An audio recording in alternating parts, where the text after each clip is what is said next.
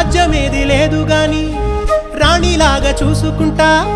కోట కట్టలేను గాని కళ్ళల్లో నిన్నే దాచుకుంటా రాత ఎట్లా రాసి ఉన్నా ఆ మార్చి నీతో రాసుకుంటా స్వర్గమంటూ ఉన్నదంటే అది నీతోనే ప్రతిరోజు పంచుకుంటా నిన్ను గన్నవి నాన్నకన్నా